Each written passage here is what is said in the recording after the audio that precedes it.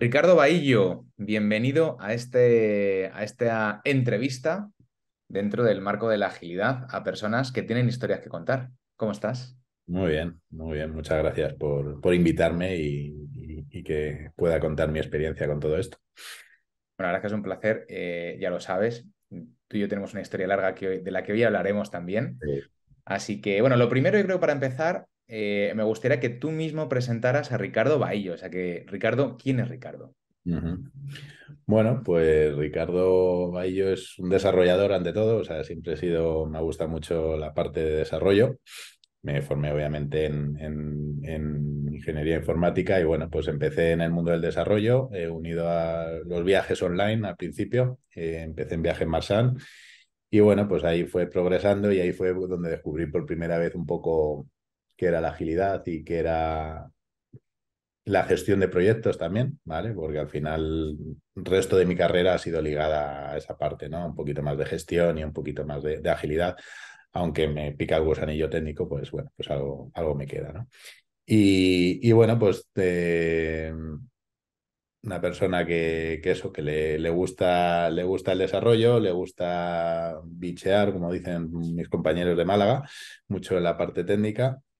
Y bueno, pues que creo que la manera de hacer las cosas importa mucho y por eso intento trasladarlo siempre al equipo, ¿no? No quiero, no me gusta el ordeno y mando, ¿no? Y entonces, bueno, pues yo intento trasladarlo siempre al equipo de esa manera y bueno, pues intento ir siempre con esas credenciales, ¿no? Debajo del brazo.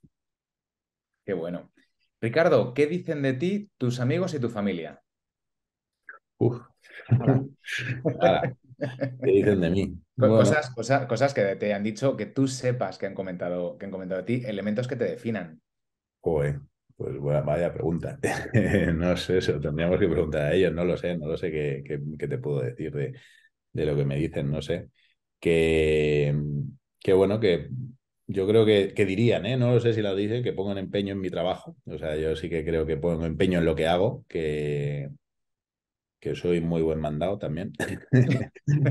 Y bueno, que al final intento gracias a mi carácter intento no tener muchos conflictos, ¿no? Entonces, bueno, también yo creo que eso es algo que dirían todos de mí, ¿no? Que al final los conflictos que tengo con la gente son los menos. Qué bueno. Ricardo, dos hobbies que tengas y un vicio. A ver, hobbies, ahora últimamente el pádel me ha dado por ahí y bueno, pues bien, yo Es que creo el que pádel es muy bien, ¿eh? pero yo creo que es por mi estado de forma, ¿no? Al final he encontrado un deporte que no me hace excesivamente correr mucho y es divertido desde el día uno casi, ¿no? Entonces, bueno, eso ha hecho que haya ido enganchando. Y otro hobby, pues bueno, me gusta mucho el fútbol, pero verlo. No me gusta practicarlo porque no tengo forma primero y no soy bueno, entonces me gusta mucho verlo.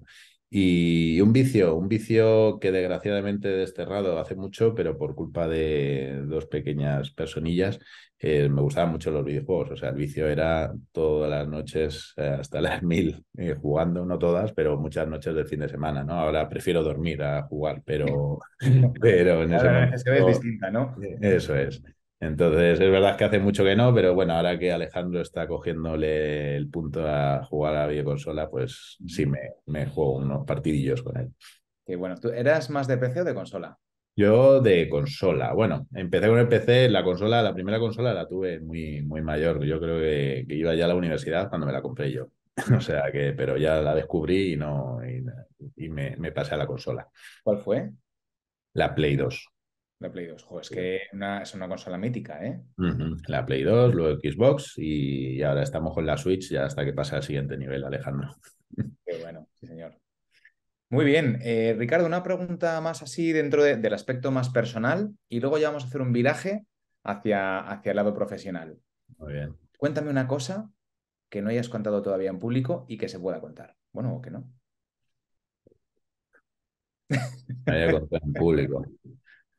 Bueno, no sé, a lo mejor, mira, lo voy a comentar, ¿no? Al final, yo creo que se oye mucho lo del síndrome del impostor, yo creo que lo tengo mucho, o sea, es verdad que es más profesional que personal, pero, pero creo que sí, que no. no entiendo muchas veces, ¿no? Cómo he podido llegar a evolucionar en mi carrera y luego miro todo lo que hay alrededor y digo, ostras, si hay mucha gente válida alrededor, ¿no? Y yo he conseguido llegar ahí.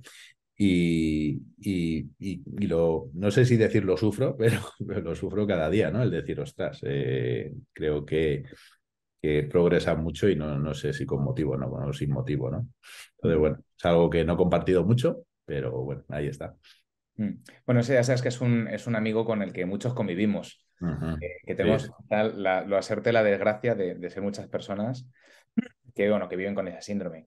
Así ujú. que al final, mira, yo me quedo un poco con una cosa que comentaba Pep en la entrevista que hemos publicado a los socios de Enciende la Luz. Decía, mira, si una empresa te mantiene es porque le aportas más valor de lo que le cuestas. Y yo trato de acordarme mucho de esa frase cuando ataca aquí el amigo, ¿sabes?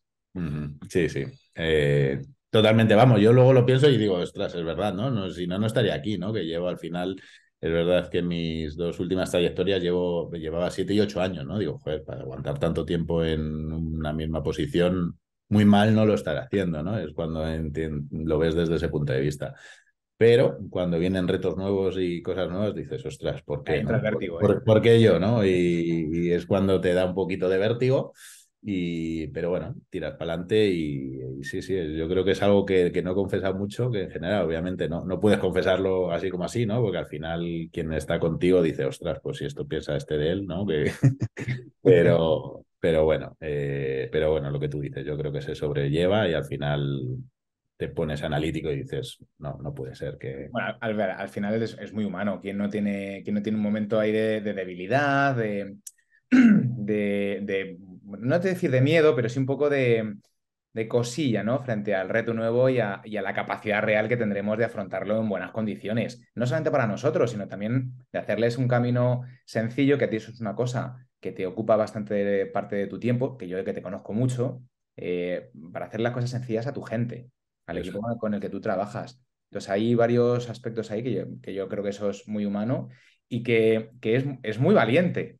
Ojo, decirlo así públicamente y Sí, abrirte sí, y sí. decir, pues este soy yo y soy Ujú. humano y sangro como los demás. Sí, sí, sí, sí, sí. No, y lo que has dicho es muy importante, ¿no? Al final intentas llegar a un punto en el que obviamente yo no valgo si no está un equipo detrás, ¿no? Entonces, si ese equipo nota esa falta de confianza o temporal, puede que ellos, ¿no? Al final se vean afectados, ¿no? Entonces, sí que es algo importante de cara al equipo y bueno, pues intento tenerlo ahí controlado, bajo control. Bueno, bueno, Ricky, vamos a empezar a contar historia.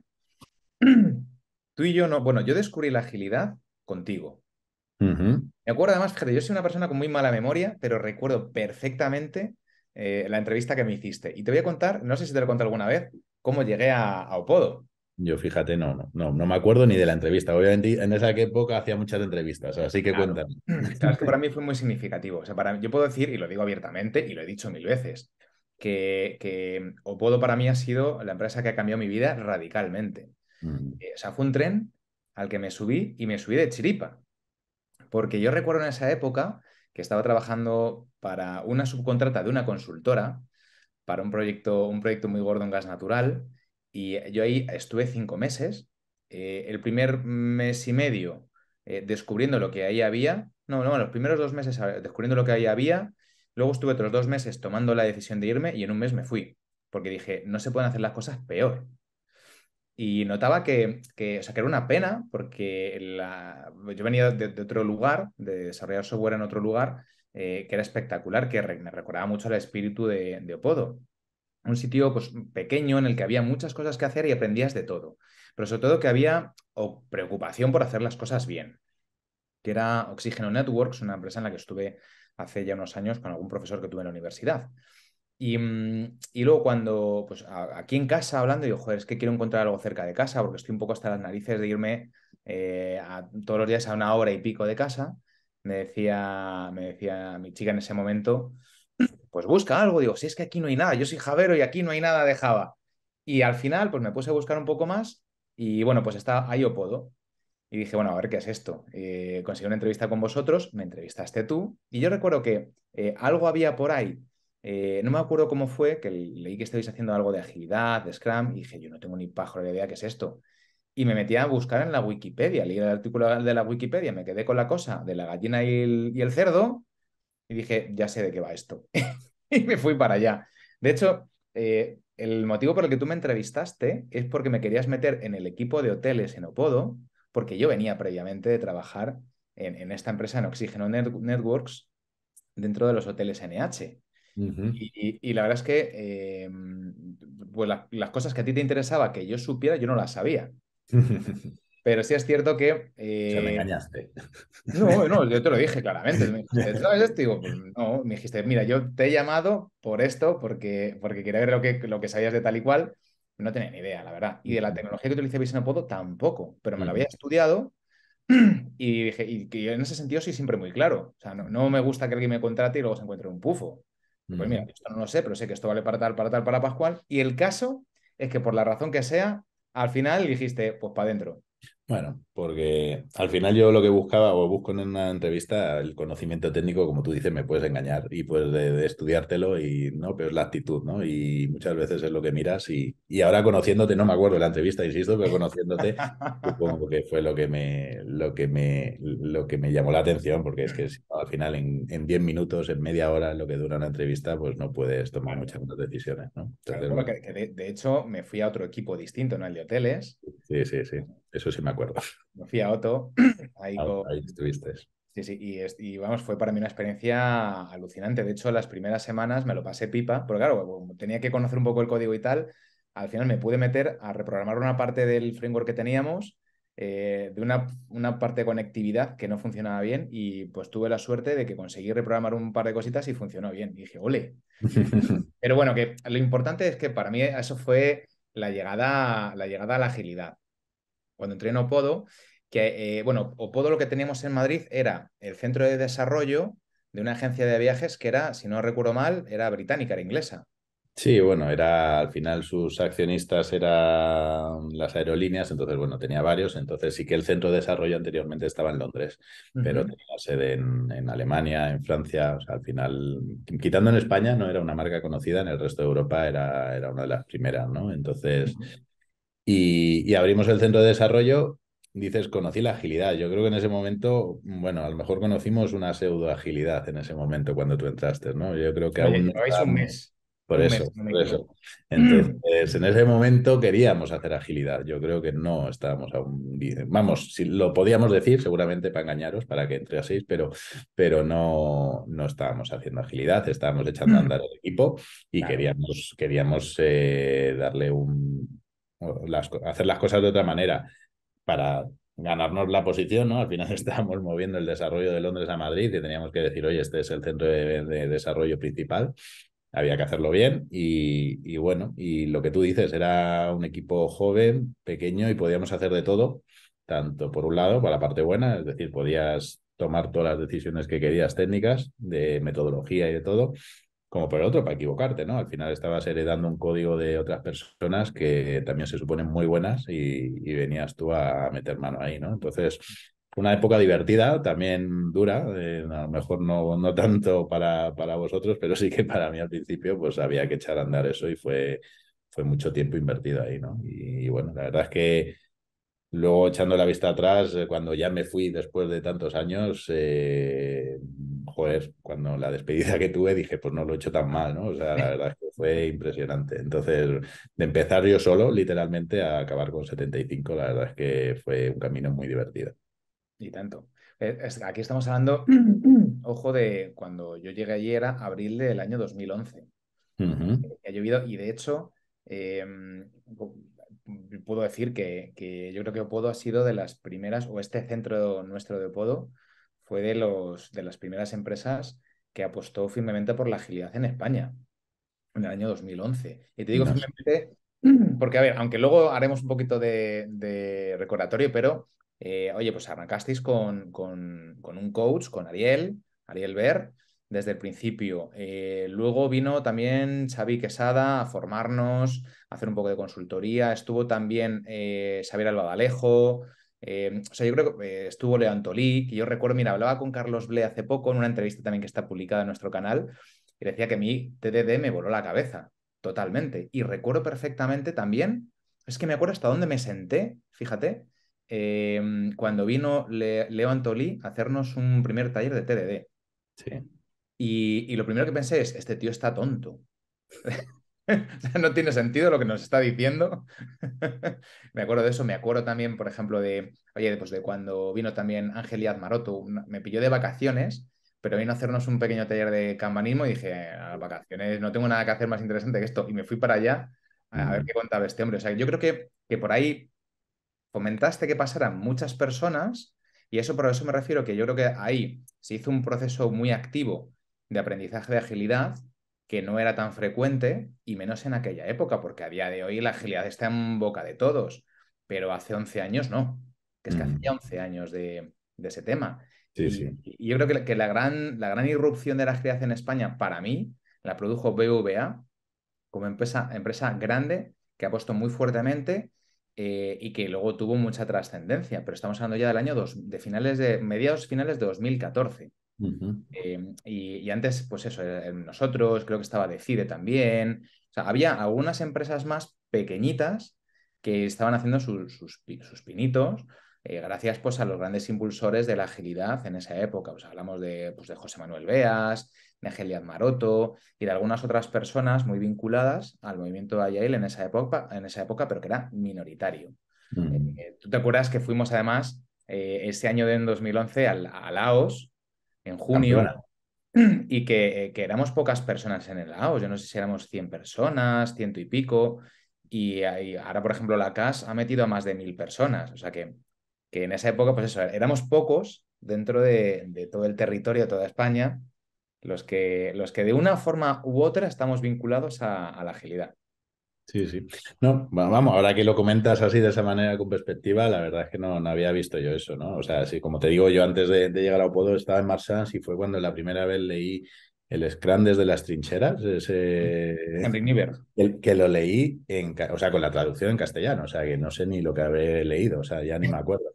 Y dijimos, vamos a meterlo aquí, claro, no tienes ni idea, ¿no? Y es verdad lo que dices, ¿no? Al final, ahora con perspectiva, todo el mundo que pasó por Opodo a darnos charlas, y de, ostras, es que pasó un poco, ¿no? La crema de la crema en ese momento de la comunidad, ¿no? Y tú dices que te marcó lo de Leo, a mí el curso de Xavi también fue, o sea, al final era lo que ya sabía, ¿no? Pero como cómo lo contó, cómo enganchó a la gente me cambió y también la AOS esa que comentas también fue un descubrimiento para mí. La verdad es que luego fue la primera y ibas con muchas ganas y tal, pero fue decir, joder, hay más gente ahí fuera haciendo esto y bueno, vamos a aprender de ellos. De hecho, yo creo que hice yo una sesión con Rubén, creo recordar, de qué es lo que habíamos hecho en Opodo, ¿no? Y fue gente a vernos y todo. O sea, que es que fue muy. La verdad es que fueron unos años de aprendizaje muy, muy chulos, la verdad. Qué bueno. Mm. Entonces, tú ya hiciste tus primeros pinitos con agilidad en viajes Marsans. Bueno, Que, lo intentamos, sí, no. Los antipatrones esos que se publican ahora de lo que no es Scrum, pues eso es lo que hicimos, básicamente. bueno, normal, normal. Y luego de viajes Marsans, te fuiste tú a Opodo y te llevaste también a gente de viajes Marsans contigo a la oficina. Sí, bueno, de Marsans en ese momento fueron, bueno, algunos que se habían ido, y les rescaté ya cuando Marsans digamos, se fue a pique, sí que se vinieron unos pocos, ¿no? Cuando ocurrió eso, ¿no? Pero del core inicial fue un proceso de selección desde cero, o sea, los primeros que entraron no repesqué a muchos, la verdad. Vale, entonces, llegas a Opodo en abril de 2008 Ujú, y a una oficina a Las Rozas y ahí entiendo que seguís en ese momento por vuestra cuenta y riesgo, tratando ujú. de descubrir nuevas formas de hacer software, ¿no? Como arranca el manifiesto ágil. Bueno, empezamos, como te digo, el primer objetivo era echar a andar el equipo e intentar ir cogiendo poco a poco desarrollos de Londres, ¿no? Entonces, te digo la verdad, ahí lo que necesitábamos era guerrilla y intentar sobrevivir, aprender y cuando ya tuvimos una base estable, yo creo que, no sé, seríamos 10 o 12 y ya habíamos cogido un par de proyectos y demás, ya ahí es cuando dijimos, ya ahora esto que estamos haciendo bien, pero no es lo que queremos, ¿no? Y ahí también fue donde aprendí que obviamente tú solo no puedes hacerlo y necesitas una ayuda externa. Y yo creo que el cambio fue Ariel, ¿no? Al final Ariel nos hizo darle un meneo a todo y a replantearnos cosas y bueno, la verdad es que ahí fue donde realmente dimos. No, no recuerdo en qué año fue eso, pero Pues ya eso habían sería febrero de pasado 2011, yo creo, ¿eh? por ahí, por eso, que ya había pasado bastante tiempo. Por eso te digo que nuestro primer objetivo, aunque hacíamos Scrum, teníamos nuestros tableros, nuestras cosas, al final no lo estábamos usando de manera eficaz. Y lo veíamos y fue cuando dijimos, vamos a dar ese paso porque si no, en 2 días Opodo se muere. Así que literalmente, entonces dijimos, vamos a intentar darle una vuelta. Qué bueno. Y entonces llegó Ariel y ya, de alguna manera no solamente tuviste un mentor, sino alguien también en quien delegar toda la definición estratégica que había que hacer de transformación en ese sentido, ¿no? Y bueno, yo ya Total. tengo un experto que es bueno, la última decisión la tomo yo como manager de desarrollo, pero tengo un experto que es el que puede generarme una visión razonable para que entre los dos podamos ir perfilando, ¿no? ¿Cuál es el camino que tenemos que seguir recorriendo?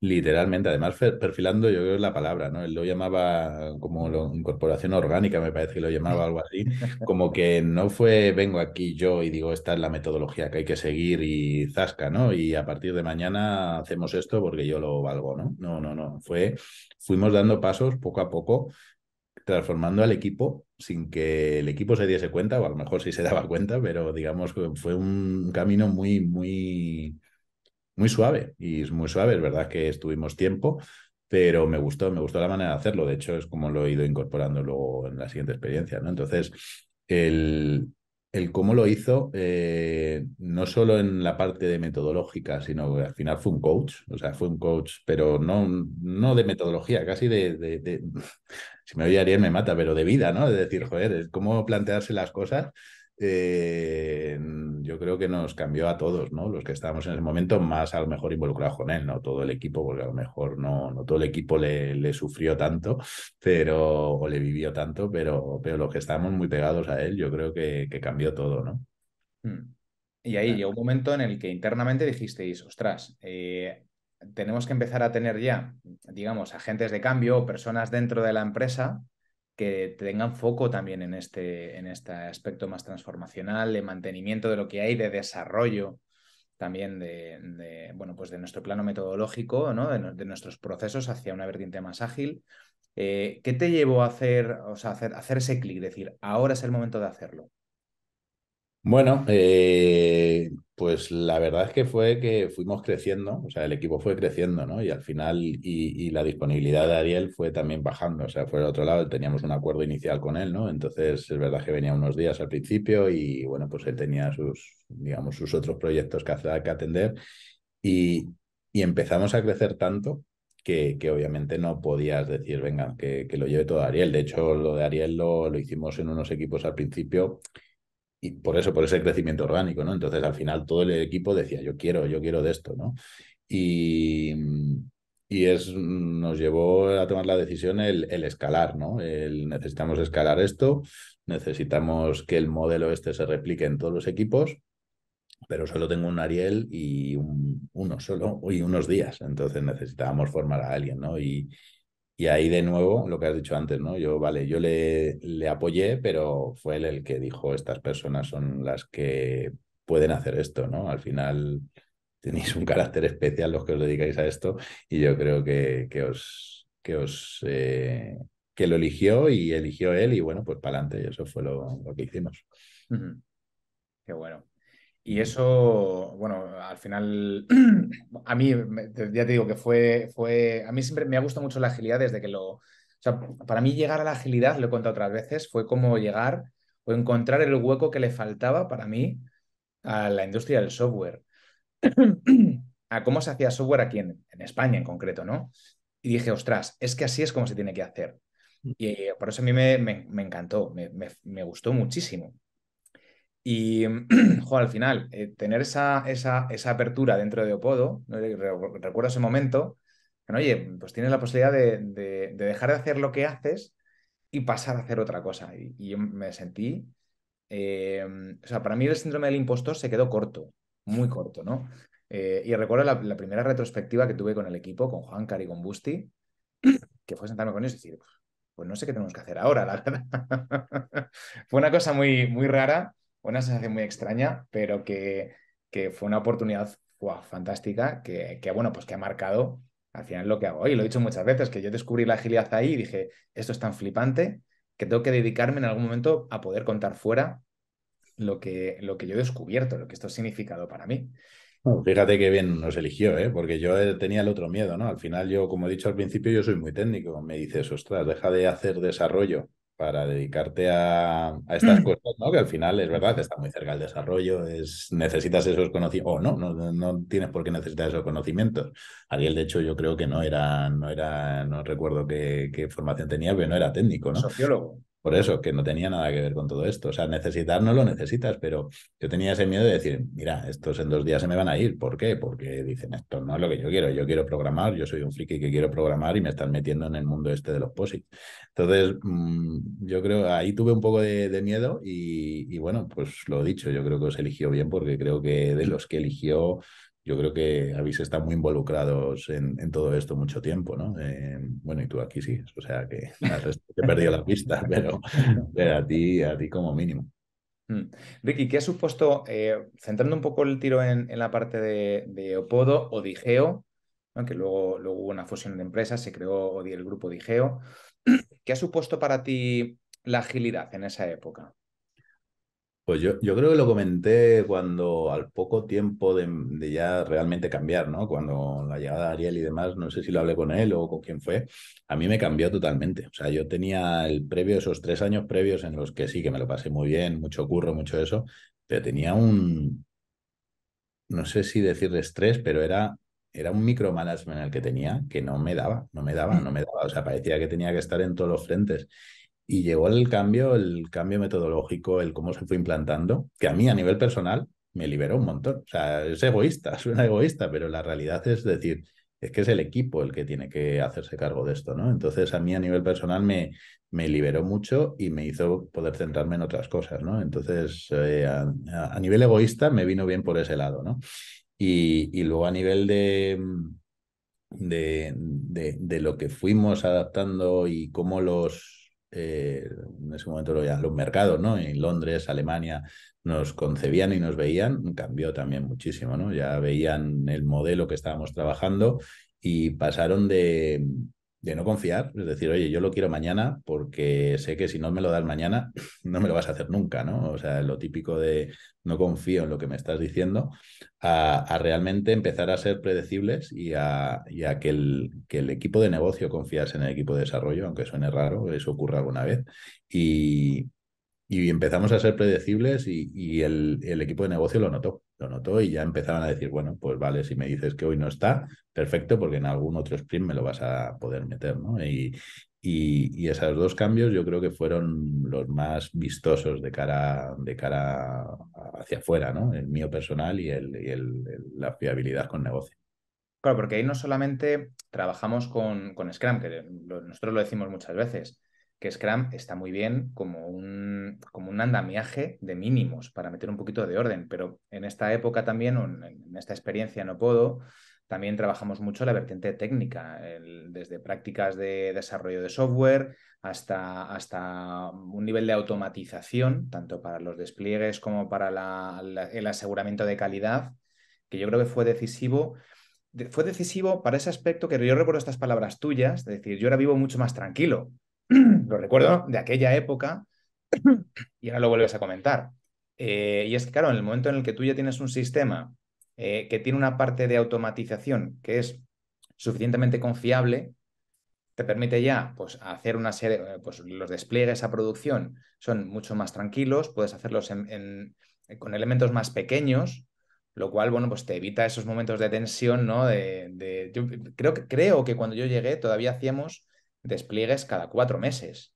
Cada Mm. 4 o 5 meses, claro, que tienes ahí un cojo despliegue de narices con unas posibilidades bastante más altas, una mayor probabilidad de tener que hacer una regresión con todo lo que eso conlleva, el coste que conlleva, ¿no? Y llegamos al punto en el que yo creo que ya las releases las hacíamos cada 2 semanas, si no recuerdo mal, con una buena batería de test automatizados que cubrían el core del negocio de la compañía.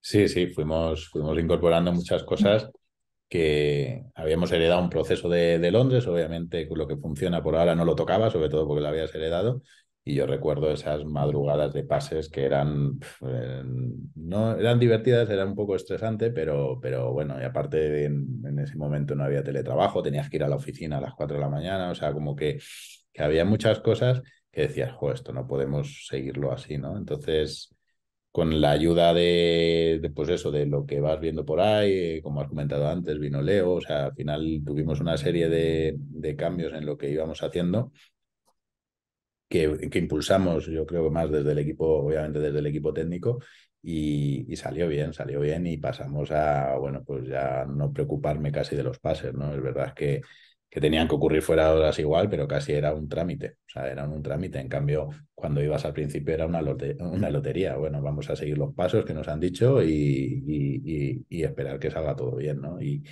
eso pues fue el despliegue automático, los tests, la integración continua, sacarle partidos. Al final no teníamos una compilación continua, no teníamos una integración continua. Entonces fue mejorando también el proceso técnico, claro. Claro, sin duda.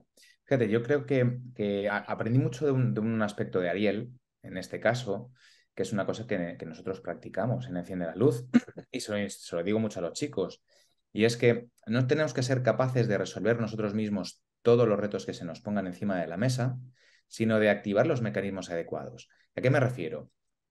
Como hemos contado antes, Ariel, aunque él ha desarrollado un poquito de software, él lo comentaba también en su entrevista, cuando era adolescente o en la universidad, no me acuerdo, pero no es una persona de formación técnica.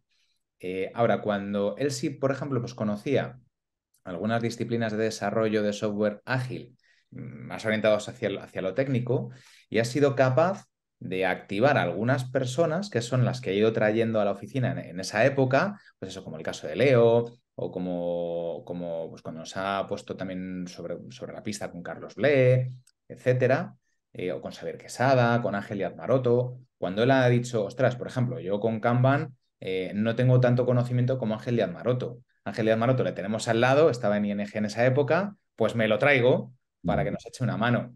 Y yo creo que eso fue también decisivo, traer un experto en ese momento que nos abriera un poco de perspectiva, ¿no? No que no que se integrara dentro de la compañía, sino que nos abriera un poco de perspectiva, como pasó con Levantolí, etcétera, ¿no? Entonces, creo que la clave, a mí me lo decía mi padre, me decía, mira, hijo, la clave no está en que lo sepas todo, sino en que sepas cómo encontrar, dónde encontrar las respuestas. Y es una cosa que luego vi en el caso de Ariel, que me pareció espectacular como lo hizo en ese sentido. Con qué humildad dices, yo esto, bueno, tengo alguna noción, pero la noción da para lo que da. El techo para mí está cercano. Entonces lo que hago es tirar de otros especialistas y los traigo aquí para que resuelvan este problema bien. Sí, y aparte el beneficio fue, porque al final técnicos buenos yo creo que también teníamos, ¿no? Lo que pasa es que al final ves cómo lo hacen los otros fuera y también eso creo que fue nos sirvió para cambiarse, decir, vale, necesito esto que me está diciendo Leo, pero es que además sé que funciona porque lo está haciendo en otro sitio, ¿no? Y esas dos cosas yo creo que fue muy gratificante y fue muy bueno también esa cantidad de contactos que tuvo para traernos y Mm. conseguir ver cómo lo hacen los demás, ¿no?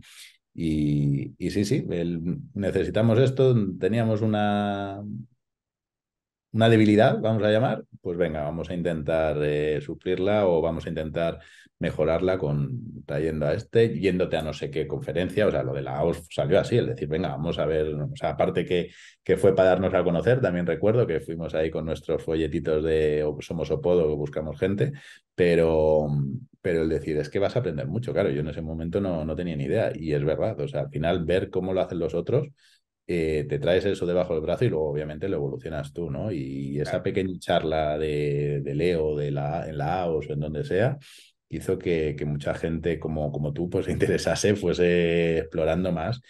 Y la parte buena es que teníamos ahí un campo de experimentación tremendo y con total libertad, que era la parte buena que teníamos. Entonces podíamos liarla pero bueno, no dejamos de intentarlo. O sea, que también si no te dejan, por mucho que aprendas, y no te dejan luego ponerlo en práctica, Claro. pues te sirve de poco, ¿no? Que al final podías pasar por eso, ¿no? Es decir, no, es que tengo un equipo en central que no me deja hacer test, por lo que sea. Pues obviamente no teníamos esos problemas.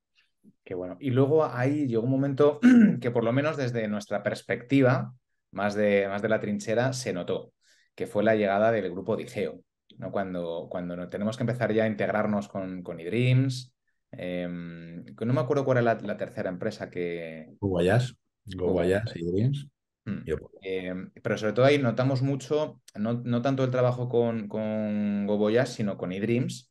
Yo quería preguntarte, desde tu perspectiva, tú ahora ahí como responsable del equipo de desarrollo de Madrid, ¿cómo viviste, bueno, y como impulsor de la agilidad en este equipo, cómo viviste para ti la irrupción de eDreams, que tenían una forma de trabajar diferente, aunque yo creo que yo lo viví con cierto grado de apertura, pero claro, viví una parte solamente. Recuerdo haberme ido a Barcelona además allí y haber trabajado muy a gusto con la gente de Barcelona, con diferentes personas, hasta con los más duros, ¿eh? Que tuve. Yo recuerdo por ahí, ¿te acuerdas de Jesús? sí, sí. A mí me pareció, me es un tío que me lo puso difícil, pero me pareció un tío entrañable, ¿eh? Ujú.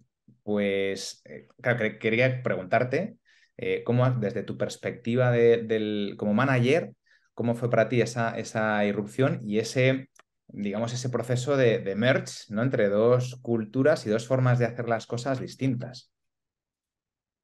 Bueno, fue primero hubo que entenderlo, o sea, quiero decir, ellos eran un monstruo, no tanto como ahora, que cada vez es más grande, ¿no? Pero en ese momento eran muy grande, ¿no? Entonces nosotros no éramos ni mucho menos una startup porque teníamos mucho potencial detrás, ¿no? Mucho soporte no sé si llamarlo económico, pero digamos éramos un grupo importante, pero en el modelo de trabajo sí lo éramos, o sea, éramos, pues eso, ágiles, cambiábamos, eh,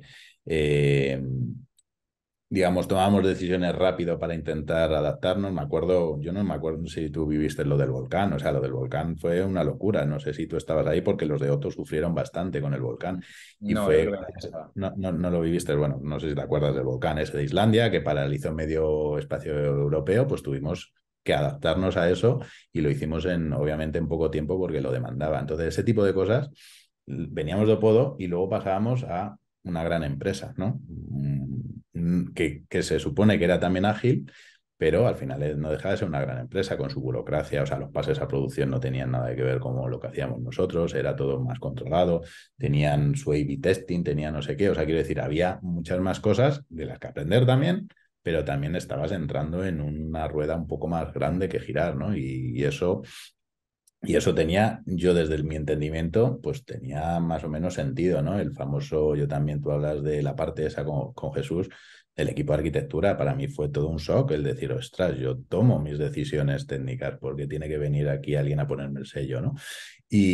Pero bueno, pero lo entendí, dije, obviamente ahora estamos no sé si en otra liga, pero en otra liga porque somos muchos, ¿no? Y tenemos que adaptarnos a estas cosas, pero también gracias a que también vi que ese modelo, aunque era el que estaba instaurado, se iban haciendo cambios para que fuésemos a otro modelo también ágil, porque también entendió eDreams que teníamos que ir, bueno, de hecho se supone que eran ágiles, pero que tenían que ir a ese modelo, ¿no? Porque al final en el mundo online tienes que adaptarte a lo que demanda el cliente muy rápido, ¿no? No es a lo mejor como mi experiencia ahora, ¿no? Pero tienes que adaptarte muy rápido y no puedes estar definiendo una solución 10 meses para que cuando llegue al cliente, pues bueno, pues ya llega tarde, ¿no?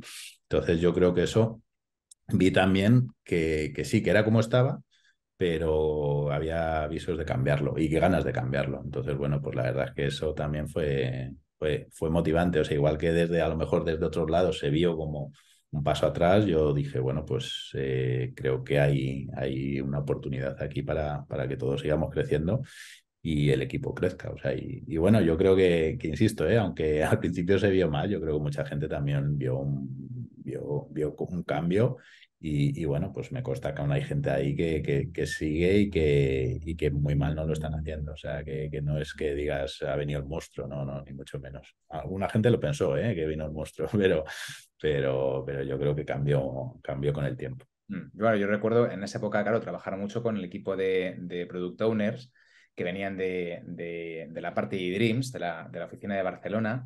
Y bueno, yo creo que ellos mismos dijeron, ostras, estamos trabajando con un equipo de IT que no es una caja negra, que es un poco lo que tú comentabas antes, ¿no? En la época de Opodo, que se empezó a percibir al equipo de IT como algo confiable, ¿no? Y entonces, hay empresas todavía que nosotros los vemos, ¿no? Que el área de IT sigue siendo esa caja negra en la que llega una cosa, se pierde en una nebulosa y cuando sea, sale como sea, ¿no? Mm, Por muy buena voluntad que le ponga todo el mundo. Y en este caso, yo creo que los product owners o las personas que tomaron el papel de product owner lo vivieron con mucha tranquilidad en ese sentido y alegría también el decir, ostras, es que yo me puedo hablar con estos tíos todos los días. De hecho, no todos los días, durante todo el día, todos los días. Es que ya no toman decisiones sin que yo lo sepa, sino que tenemos ahí una simbiosis muy positiva para todos, una relación win-win. Recuerdo además, fíjate, nosotros hablamos por videoconferencia todos los días. Para nosotros o sea, el trabajo remoto de hoy era nuestro pan de cada sí, día allí en el año sí, 2012. eso es. Y yo recuerdo, de hecho, hablar con algunos de ellos que me decían, mira, Juanma, si es que ellos venían con mucha frecuencia a Madrid, si te acuerdas. Y Ujú, decían, es que para mí, venir aquí, sentarme con el equipo 5 minutos en la mesa, con esos 5 minutos resuelvo lo mismo que por videoconferencia en media hora. ujú. Y ya utilizamos videoconferencias, no solamente teléfono, ni chats. O sea, nosotros utilizamos teléfono, chat, videoconferencia, lo que había en ese momento. Pero me decía eso y a mí me llamó mucho la atención, ¿no? Decir, ostras, es que claro, llegas aquí, te juntas con tu equipo, con 5, 6 o 7 personas, alrededor de una mesa, coges un papel y un lápiz, pintorrejeteas 4 cosas en un lienzo común, me da igual que sea un papel encima de la mesa que una pizarra, que una pared en la que pintas con rotulador, ¿no? Y tienes la capacidad de tener conversaciones que giran en torno a tu producto, o sea, en torno a no solamente a la solución técnica, sino a cuáles van a ser las características que va a tener tu producto incorporando la visión técnica, que de otra forma no puedes tener, ¿no? Es mucho más difícil tener. Y ellos lo ponían de esa manera, no solamente en términos de eso, pues hablo con mi equipo todos los días, durante todo el día, cada muy poquito tiempo vamos haciendo revisión de cosas y eso a mí, como responsable de producto, también me ayuda a hacer mucha pedagogía interna y no solamente dentro de la empresa, que hay que hacerla, sino también de cara a los clientes, ¿no? Me permite también de una forma bastante más sencilla recoger ese feedback, esa opinión del cliente en términos de cómo se relaciona con nuestro producto, de cuál es la experiencia que tiene y luego también trasladarle eso al equipo, ¿no? O sea, su rol bisagra entre Ujú. dos realidades distintas les facilitó mucho su vida, su trabajo y llegar, yo creo que bastante más lejos de lo que podrían haber llegado en términos de producto o de competitividad si no hubiera sido dentro de un esquema ágil.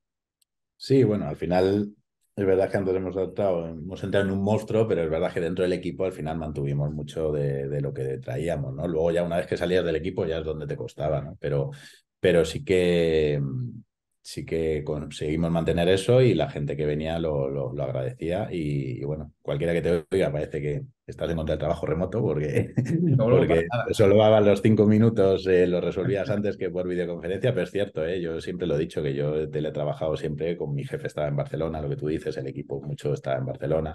Al final, echas la vista atrás y dices, ostras, ya estábamos haciendo muchas cosas de las que estamos ahora, se notan ahora, ¿no? Pero bueno, yo dentro del equipo mantuvimos la filosofía a pesar de entrar en ese monstruo, ¿no? Claro. Y salió bien.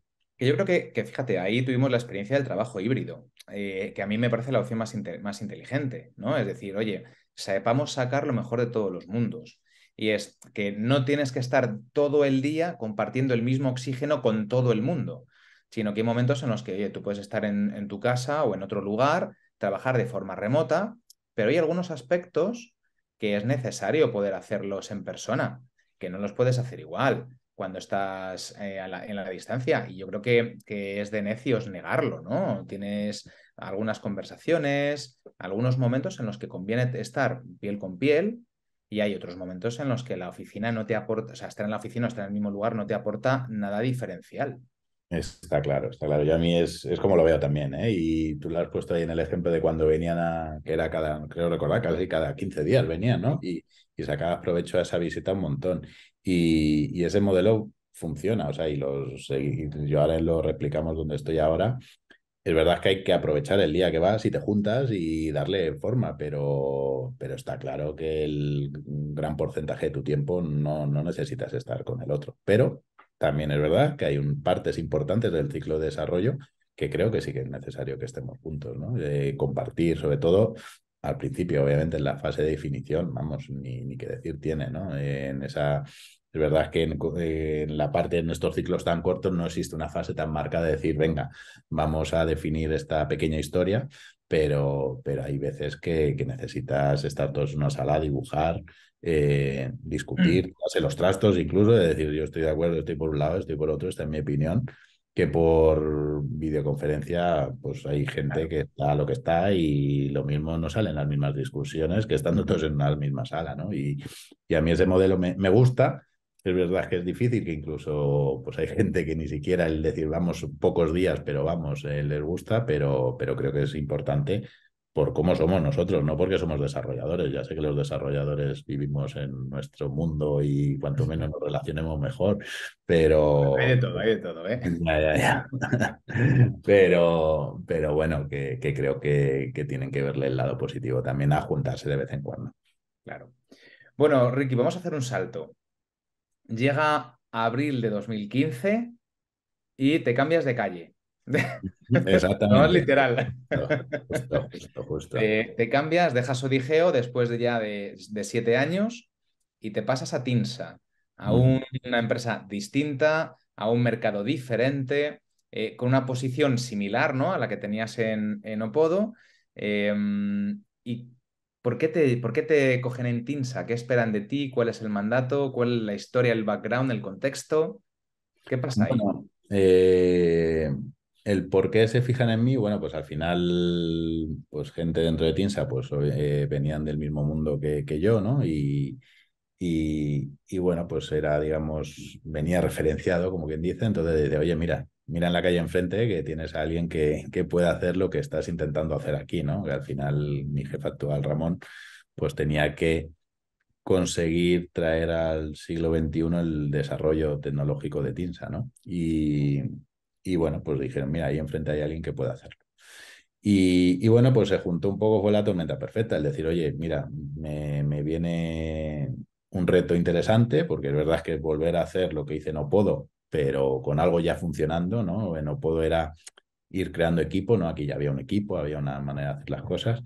Eh, Más que en Odigeo yo creo que se había acabado una etapa, o sea, es verdad, o sea, al final habíamos llegado hasta donde habíamos llegado, se intentaba hacer las cosas de otra manera, es verdad que había muchas ganas de hacerlo, pero veía que no podía dar yo un paso más, ¿no? Dentro de la empresa. Entonces se juntó eso con que lo que me proponían en el otro lado era muy interesante. Y bueno, y una frase además que me dijo mi antiguo director general cuando estuvimos hablando, me dijo que Odigeo era un monstruo, era grande, no un monstruo de feo, sino era grande. Me dijo, más vale ser cabeza de ratón que cola de león, me lo dijo tal cual. Y es verdad, o sea, no es que me sintiese en Odigeo como cola de león, pero es verdad que era algo muy grande y era una parte de algo muy grande, ¿no? En cambio, aquí me ofrecían el decir, oye, es que ahora vas a volver a poder tomar decisiones, vas a poder volver a cambiar. Y bueno, pues el reto era muy, muy interesante y eso fue lo que me atrajo, ¿no? Ni mucho menos. El modelo de empresa era muy diferente, el sector era muy diferente. Eh, Sobre todo, insisto, el modelo de empresa era una empresa, joder, tiene ya 35 años, bueno, ya no sé ni lo que tiene, más de 35 años de historia Tinsa, ¿no? Entonces, imagínate, al final no es una que nació en la burbuja del 2000 como iDream, ¿no? Se había hecho, no, es que llevaba mucho tiempo antes haciendo cosas Y obviamente eso también hay que tenerlo en cuenta, ¿no? Ahora desde dentro digo, ostras, madre mía, ¿no? Pero en ese momento dije, ah, pues qué guay, otro reto de transformación. Y bueno, pues se juntaron las dos cosas, que estaba en la calle enfrente también. Y que en ese momento había que ir a la oficina y entonces estaba en la calle enfrente. Y bueno, pues parecía como que estaba hecho para que tuviese que dar el salto, vamos. Conocía gente dentro al final y bueno, pues como que fue una transición, como una decisión fácil de tomar, ¿no? Y aunque parezca mentira. Qué bueno. Y ahí te encontraste una empresa que ya había también dado unos primeros pasos en términos de agilidad, pero también creo que tú tenías un poco la misión, ¿no? De impulsar todavía un poco más eso. ¿O cómo fue? ¿Cómo fue? Tú llegaste a Tinsa, ¿qué es lo que viste? ¿Y cuáles, en ese sentido, cuál es alguna de las primeras claves que vislumbraste y por las que apostaste? Bueno, había dos, ¿no? O sea, yo para que te hagas una idea, cuando llegué a Tinsa no había gestor de código fuente. O sea, sé que no tiene nada que ver con la agilidad, pero no había, ¿no? Unos mínimos de decir, ostras, no, es que esta era una carpeta compartida que sí que tenía su backup y su no sé qué, pero no tenía eso. Eh, y en la parte de agilidad, pues como dices, pues yo creo que estaban en el modelo del que hemos hablado antes de Opodo en los primeros años. Había venido una empresa a dar su curso, a decir, oye, hay que hacerlo así, de esta manera. Y aparte del curso, luego también había pasado una gran consultora para decir cómo hacer las cosas. ¿Vale? Es decir, oye, ¿qué necesitáis para mejorar? Pues toda esta es mi receta, tanto tecnológica como de metodología, ¿no? Y bueno, pues era el modelo ese de, venga, pues me lo dice esta grande, pues tengo que implementarlo a toda costa. Entonces, por un lado tecnológico se hicieron cierta toma de decisiones y por el lado de metodología, pues venga, vamos a dar un curso porque dicen estos que tenemos que cambiar de metodología, ¿no? Y se contrató ese curso, pues lo típico, no recuerdo cuánto fue, pues se darían, yo no estaba, o sea, cuando yo llegué ya se había dado, pues serían 1 o 2 días de curso y bueno, pues se llenó todo de pizarras y deposits y ya somos Agile, ¿no? Y claro, cuando llegué yo no era eso lo que queríamos, ¿no?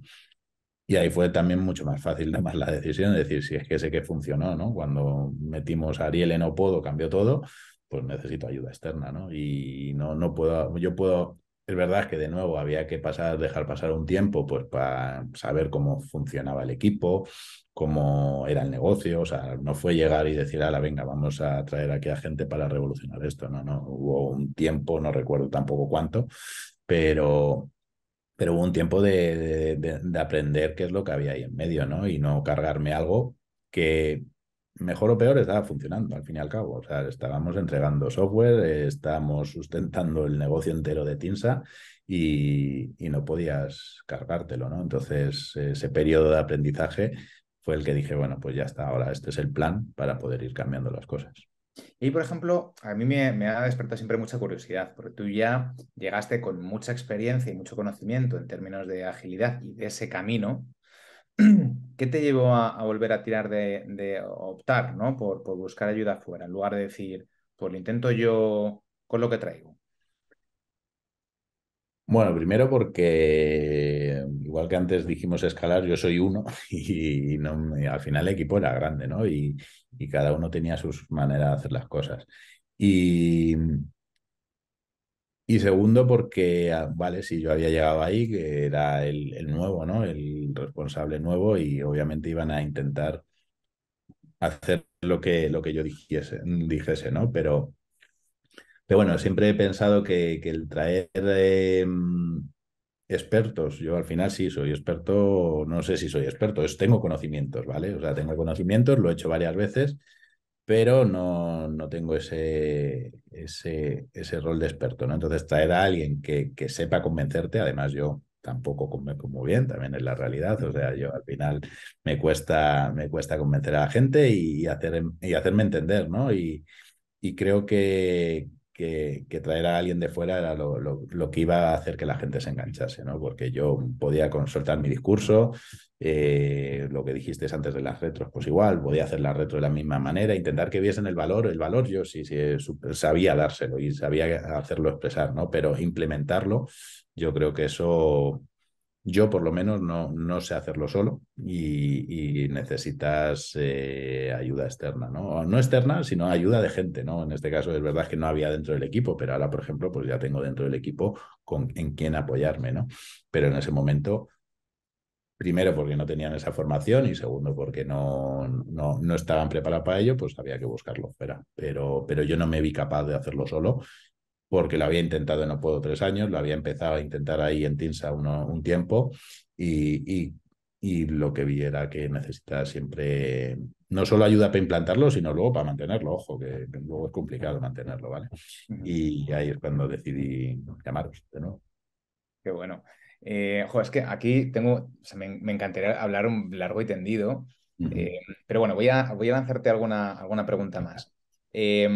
Recuerdo que, digamos, el primer piloto que hicimos ahí en Tinsa con tu equipo fue un tema delicado. No sé si te acuerdas tú del proyecto con el que arrancamos, que teníais un proyecto ahí, y dijiste, mira, tengo un proyecto que es estratégico, vamos con el tiempo justito, había como 2 meses y medio para hacer una entrega, y te dije, pues mira, aquí no sé cómo va a salir, no podemos garantizar nada, pero desde luego la mejor manera de controlar el riesgo, hacer una gestión de riesgos efectiva, fue que aunque es muy agresivo, que hagamos un piloto con este equipo, con sprints de una semana, que nos da tiempo a hacer revisiones muy frecuentes, que probablemente acaben fundidos, pero todo lo que no sea eso creo que no va a valer para nada. Y metimos, hay un piloto que fue muy complicado, tú y tu gente yo creo que lo resolvisteis muy bien, con mucho valor, porque no todo el mundo está preparado para hacer eso. O sea, pasar de lo que teníais hecho, de cómo estabais trabajando,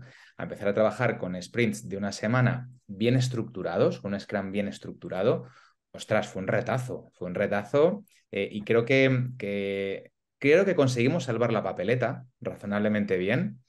Y yo recuerdo eso como el momento quizá decisivo para decir, sí se puede. Sí, bueno, volvemos a lo mismo de antes, ¿no? El no puedes venir y decir, a la venga, todos cambiamos de golpe, ¿no? Entonces, sí es verdad, sí recuerdo el proyecto. eh, y era un modelo también de venta interna, vamos a decirlo así. Es decir, oye, es que esto funciona. Esto no es, venga, no viene alguien de fuera y me lo arregla, ¿no? Es que esto funciona. Había el reto del tiempo y es verdad que tomamos decisiones que me acuerdo del equipo, pues prende una semana. Estamos, eso como que es, ¿no? Es justo lo contrario a, no, ¿no? O el libro me dice que son 2 semanas, ¿no? Y bueno, pues el equipo también tuvo sus pegas también. Yo creo que también el equipo dijo, esto no es como yo quiero hacerlo. Pero salió y bueno, de hecho fue el embrión de todo lo que hicimos después. O sea que salió bastante bien, sí. Bueno, ¿me puedes contar un poco más, Ricky, cómo fue para ti esa primera etapa, ¿no? de transformación dentro de Tinsa, desde que terminamos con este primer piloto? ¿Cuáles eran los principales retos que tú veías que tenemos que resolver y cómo se fueron resolviendo? Ujú. Yo el principal, o sea, una vez ya implementado, ¿no? Este piloto y bueno, pues sabemos cómo funciona, digamos lo que es la parte de entrega o de gestión del equipo, pues bueno, pues vimos los beneficios y se fue incorporando poco a poco en todos los equipos, ¿no? Pero a mí lo que me faltaba era el tema de la priorización. O sea, al final ese fue para mí un dolor de cabeza muy grande y lo sigue siendo, en Tinsa. ¿Por qué? Porque al final nosotros, pues obviamente las personas somos los que somos, no hay más. Y los clientes son muchos. Y los clientes hoy te dice uno, quiero el informe en color verde y el otro te dice, lo quiero dado la vuelta. Y desgraciadamente, eso sí lo he aprendido, no puedes decirle al cliente, espérate, que hay que hacerlo bien y hay que, entonces, para mí era muy complicado. Yo recuerdo los primeros tiempos en Tinsa que bajaba el de negocio, atiéndeme a mí porque atiéndeme a mí y priorizábamos por el que más gritaba. Y era así. Porque además en ese momento os pasaba una cosa que te dije que era un mal de muchos. Y es que al final IT, como tiene que dar respuesta a todas las verticales de la empresa, es quizá una de las áreas más transversales. Así que, digamos, el marrón de priorizar a qué atendíais hoy, os tocaba a vosotros. Claro, claro, Así que era frecuente que estabais siempre en guerra con alguien, claro, eh, claro, sí, sí.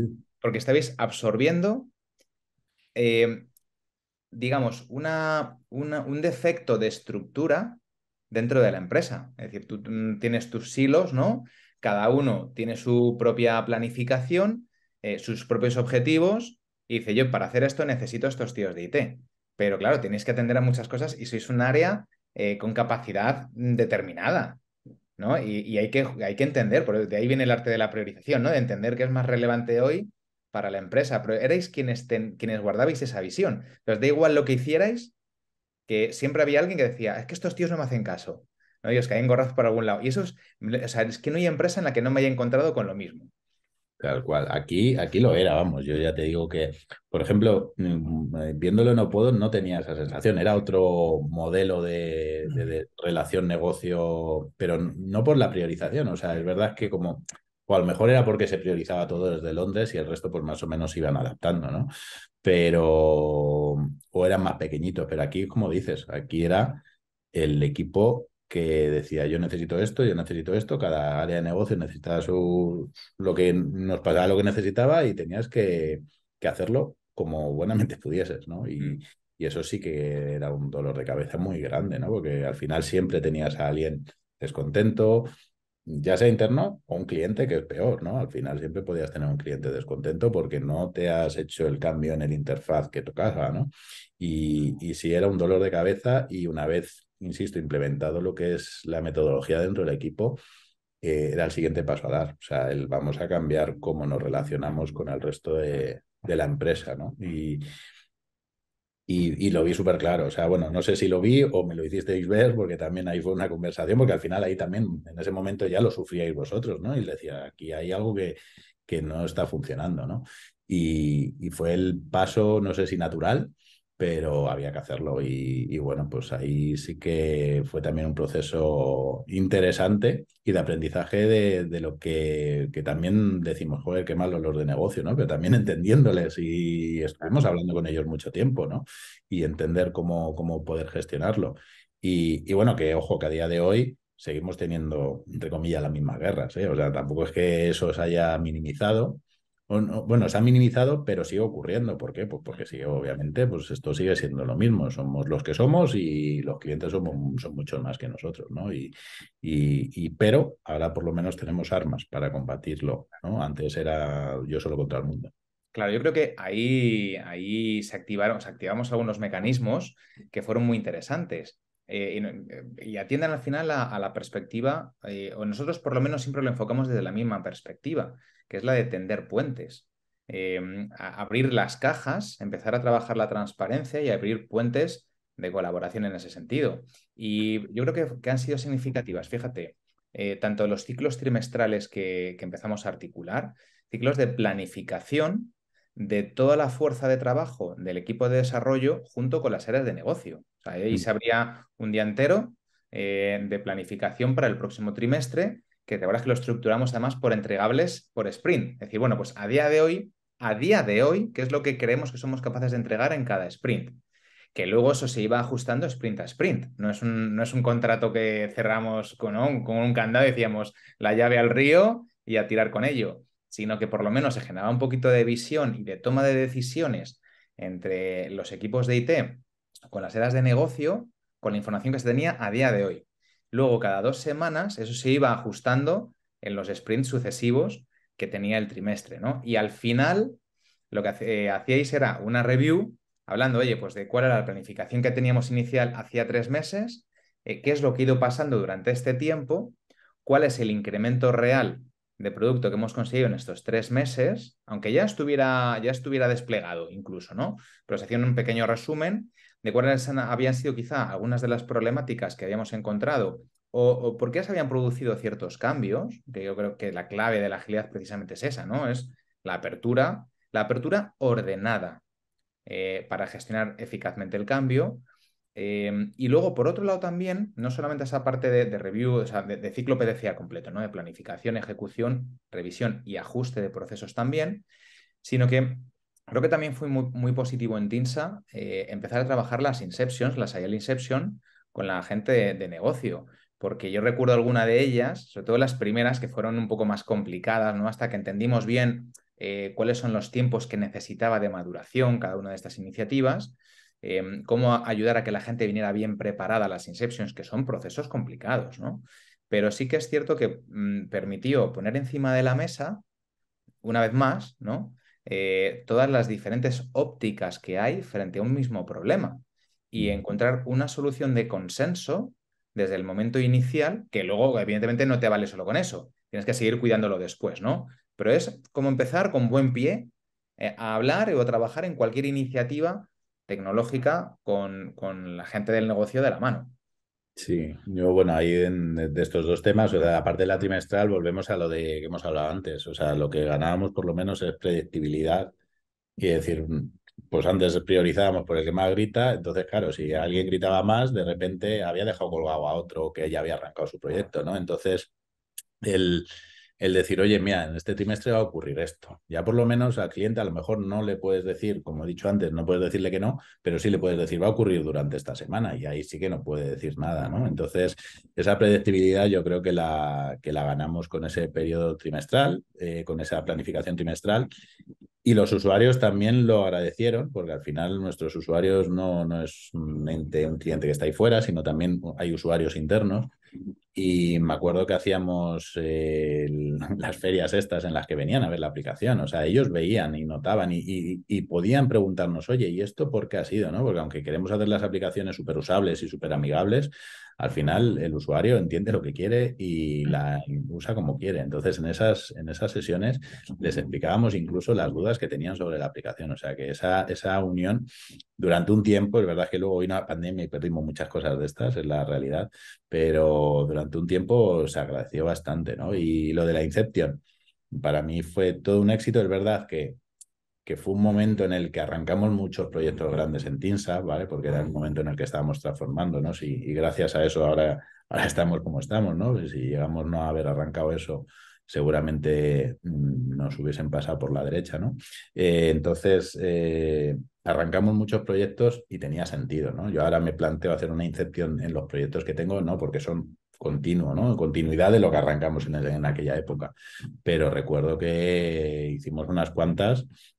Incluso ya no estando vosotros en un proyecto con Holanda, también hicimos otra. O sea, quiero decir, sí, creo que eso al menos nos da una base de lo que esperar del proyecto, de tener a todas las personas necesarias al principio, de definir para mí algo muy importante, quiénes son miembros del equipo. Bueno, del equipo son todos, ¿no? Pero qué grados de comunicación, a mí esa parte de la Inception en el que definimos estos son los actores, para mí fue clave, porque antes era el actor, era negocio, yo soy el que defino aquí las cosas y tú haces, y me da igual además qué opine, en este caso, el tasador. No, yo estoy aquí, yo estoy en mi torre de Babel y yo hago las cosas así.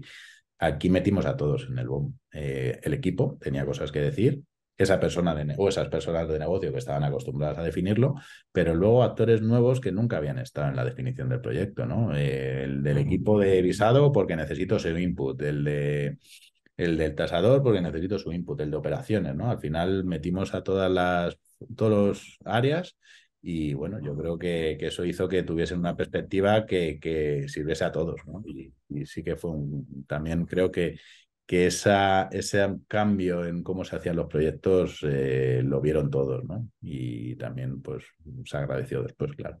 Mm, qué bueno. Bueno, ya para ir cerrando y no de quitarte mucho más tiempo, tres preguntas más. Tres, cinco, dos. Venga. Bueno, vamos a ir cerrando ya. Quería preguntarte, para esas personas, esos managers, esos responsables de desarrollo o incluso CIOs, ¿no? Que dicen, ostras, sé que aquí podemos sacar más chicha de la que tenemos una serie de problemáticas que hay otros que están resolviendo y que se resuelve vía agilidad. ¿Qué consejo, con tu experiencia, qué consejo les podrías dar ahora mismo? Digamos, a esas personas que pueden estar en la situación en la que estaba Ricardo en el año, entre los años quizá 2008 y 2011, ¿no? O con tu llegada a Tinsa. ¿Qué les dirías tú ahora? Bueno, yo creo que lo hemos comentado durante la entrevista, ¿no? no lo hagas como un elefante en la cacharrería, ¿no? No digas, venga, yo he leído esto o traigo, entiende la luz y de repente venga, hay que hacer lo que ellos digan, ¿no? No, no es vuestro caso, ¿no? Pero sí una empresa que diga, ala, venga, esto hay que hacerlo así porque sí, no, hay que entender primero el problema que tienes y de nuevo yo creo que con ayuda no externa, con un elemento nuevo, ¿no? En esto, ¿no? Que les dé otra visión, pero sobre todo el ir haciéndolo poco a poco. No, no vale, venga, mañana somos Agile y esto es lo que hay que hacer, ¿no? Porque creo que al final vas a romper y no lo vas a hacer. No lo vas a hacer porque no, no vas a conseguir el objetivo. Para mí esa es la clave de todo lo que, de las 2 veces que lo he hecho, que es la realidad, lo he hecho 2 veces la implementación, y es como ha funcionado mejor. No, porque me acuerdo los primeros años de Opodo fue eso, aunque sin ayuda, leyendo el libro y diciendo esto es lo que hay que hacer, dices, a los pocos años vimos que no era lo que había que hacer, ¿no? Pues ir incorporándolo poco a poco para mí es la clave. Mm. ¿Es para ti rentable contar con ayuda externa? Porque al final, ¿qué es lo que pasa? Que un consultor bueno de agilidad no lo pagas con cacahuetes, ¿no? Como se dice. Es decir, un consultor bueno en cualquier aspecto, en cualquier disciplina, cuesta dinero. Y puedes fijarte solamente en lo que te cuesta o puedes fijarte en la rentabilidad que te da. Entonces yo te pregunto en términos de rentabilidad.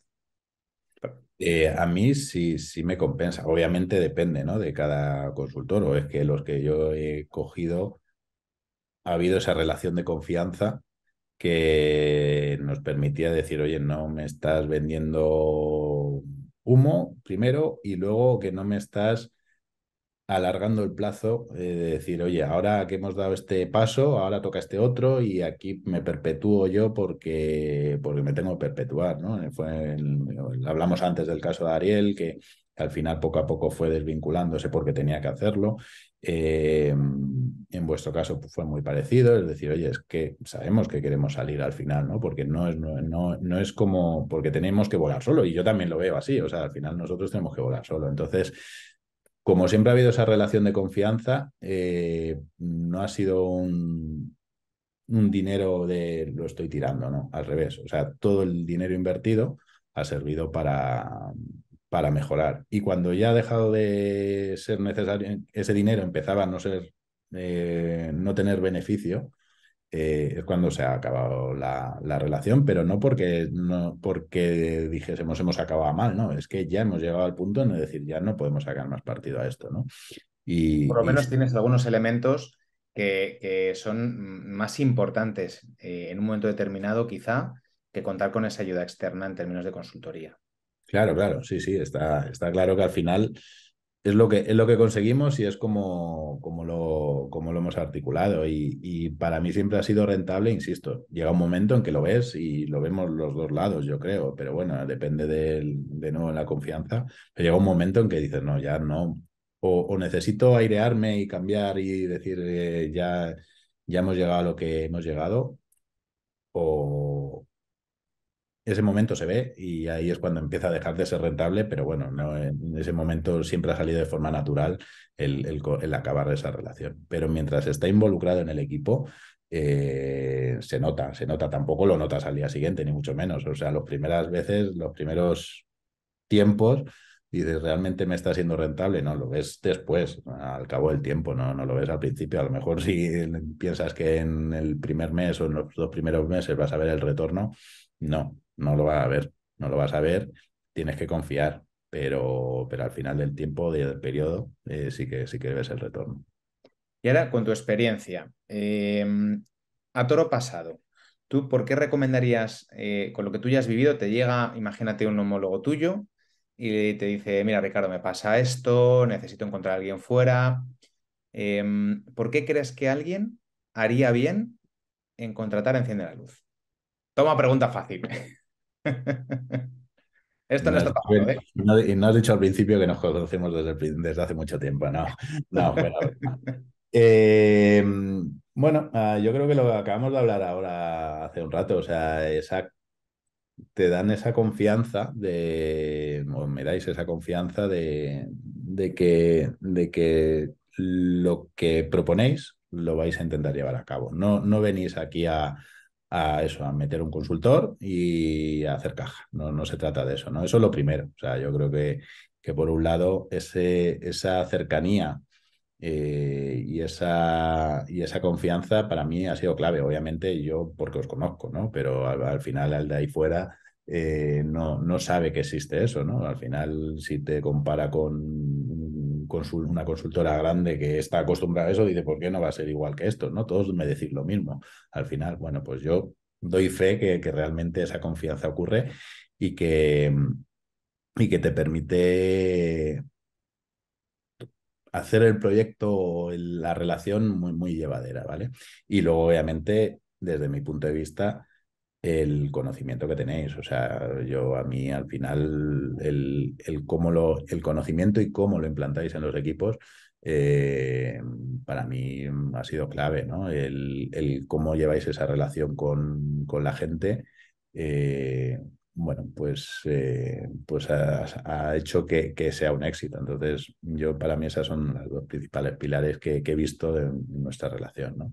La primera, sobre todo, la parte de confianza, para mí es clave, ¿no? En este rol, porque tienes que confiar en la realidad, porque vienen a decirte cómo hacer las cosas y si sabes un poco, perfecto, pero como no sepas nada, tienes que dejarte guiar. Y si la persona que viene te intenta meter un pufo, lo vas a aceptar, ¿no? Y creo que ahí sois un buen motivo.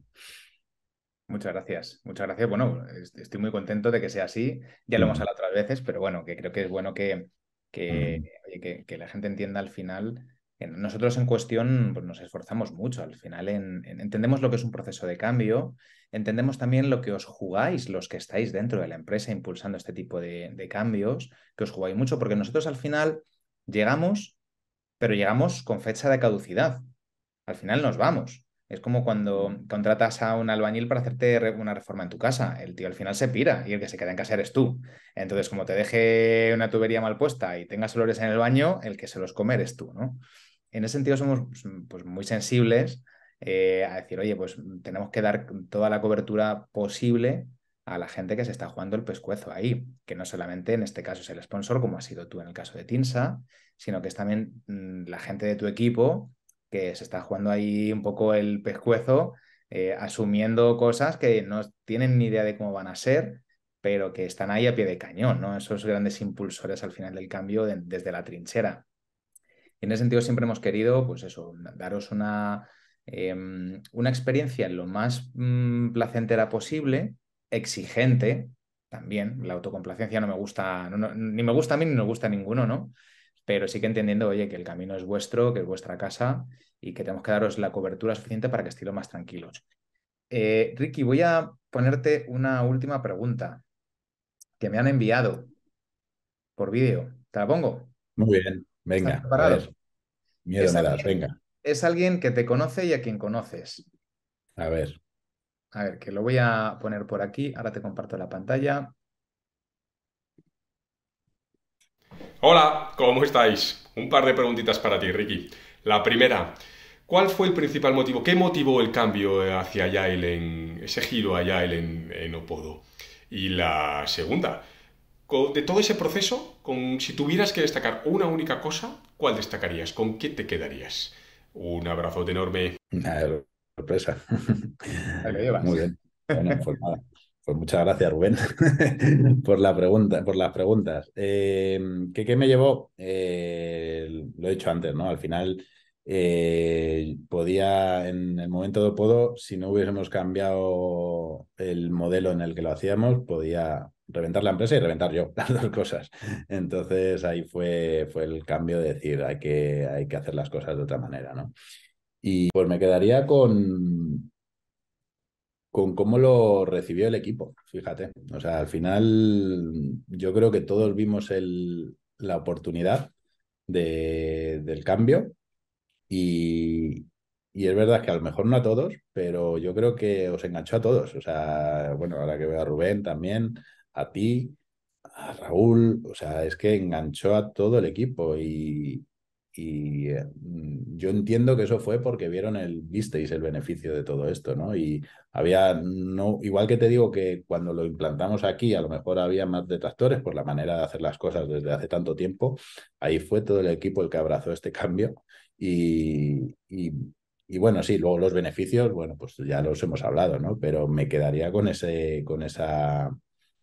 con la actitud del equipo. Lo que no sé es si es porque éramos jóvenes, o porque estaban haciendo el equipo ese y todos tenían ganas de aprender, no lo sé. Lo mismo fue casualidad, pero la realidad es que fue todo el equipo, se enganchó al tren y bueno, pues aquí estamos hablando de ello, o sea que eso es buena señal. Qué bueno. Bueno, Ricardo Baillo, para cerrar. Bueno, primero, gracias por este rato. Iba a ser menos tiempo, pero bueno, Nos pues dimos a hablar y aquí estamos. sabes que yo tengo coba para rato y estaría otras 3 horas más hablando contigo, Ricky, ya lo sabes. Pero bueno, animo a cualquier persona que te contacte. Dejaremos tu contacto de LinkedIn, si te parece, para Muy que bien. cualquiera que quiera preguntarte alguna cosa, tenga alguna inquietud, personas en tu situación, pues lo puedan hacer. Y gracias por este rato.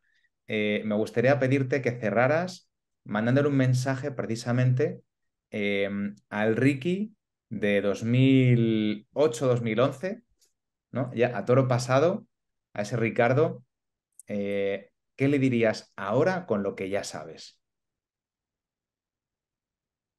Pues, pues no sé, a ver. Bueno, pues Uf, es